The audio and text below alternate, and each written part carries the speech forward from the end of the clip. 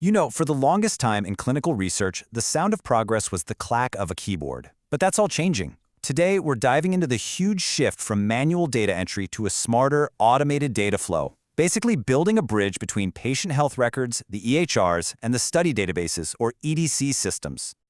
I mean, for decades, this was the reality. Picture a study coordinator, 2 screens, just manually typing patient info from one system into another. It was tedious, it was slow, and like this quote says, it was just a notorious source of human error. So, let's get real for a second. What does this data entry dilemma actually look like on the ground? We're going to break down the core challenges that have been a drag on research for years. The core problem, really, it all boils down to one word: duplication. You have site staff who are forced to retype information that already exists somewhere else. They're moving it, field by field, from a patient's health record into the trial database. And every single keystroke is a new chance for an error, which then kicks off a whole chain of data queries. This isn't just inefficient. It causes real delays and just completely burns out highly skilled clinical staff. Okay, so that's the problem. But the good news is, that's the old way of doing things. The solution is automation. And as we're about to see, the promise here isn't just about saving a little time. It's about fundamentally changing how we get to research outcomes. And look, this isn't some pie-in-the-sky idea for the future. Check out this number, 98%.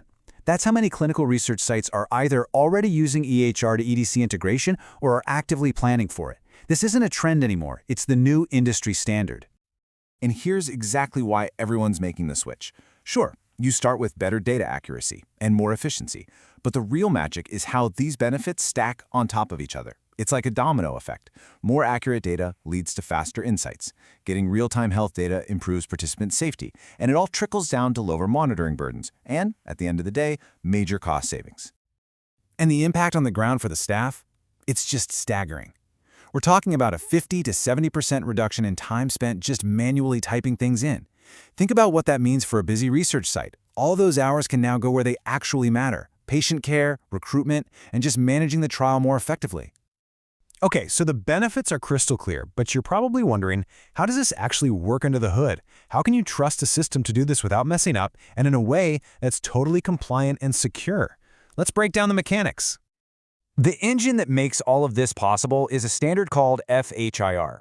The easiest way to think about it is like a universal translator, but for healthcare data.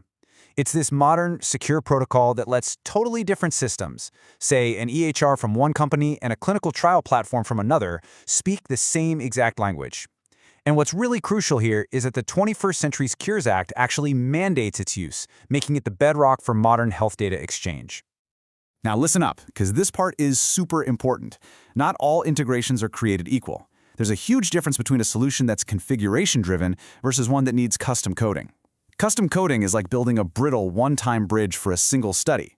A configurable platform, on the other hand, is a reusable and scalable tool. You build the connections once, and then you can deploy them across your entire research portfolio. That's where you save enormous amounts of time and money in the long run. Okay, this brings up the question that's probably on everyone's mind, especially if you work in a regulated field. What happens if the data in the patient's health record changes after it's been pulled for the study? Or what if a field was just blank to begin with? How is all that managed without wrecking your data integrity? The answer is actually a really elegant and robust process. First, and this is non-negotiable, the original source data in the EHR is treated as read-only. It's never touched. The integration system then intelligently scans and detects when any data in that source has been added or changed. Then it syncs only those specific updates so it never overwrites existing info by mistake. And the whole thing, it's logged in a complete 21 CFR Part 11 compliant audit trail so you have full traceability from start to finish. All right, so now that we know how it works, let's get practical. How do you actually go about looking for and implementing the right solution for your organization? A lot of people hear IT project and immediately think it's going to be this massive, year-long headache, but that's just not the reality here. A typical implementation, and this includes all the critical steps like governance, system validation, and training your staff, usually takes between 4 to 8 weeks. That's it. But here's the really interesting part. While the whole project takes a few weeks, the actual time your staff needs to spend on it is tiny. We're talking about just 15 to 30. That's the total number of hours of hands-on time your team will actually need to contribute. It's a tiny fraction of the total project timeline, which makes it way less disruptive than most people think. So, to help you cut through the noise when you're talking to vendors, here are some absolute must-ask questions you need to ask them. How do you guarantee data traceability? Are you using modern standards like FHIR? And a big one, how fast can you get a new site up and running? Getting straight answers on things like validation packages and ongoing IT support will save you from major headaches down the road. So let's zoom out for a second and put this all into the bigger picture. What does this massive shift really mean for the future of clinical research as a whole? Well, if there's one thing you take away from all this, it's this. EHR-to-EDC integration has officially graduated from a nice-to-have feature to being essential infrastructure. If you want to run modern, future-proofed clinical trials, a connected data strategy isn't just an option anymore. It's the new baseline for being effective. And that really leaves us with this final thought.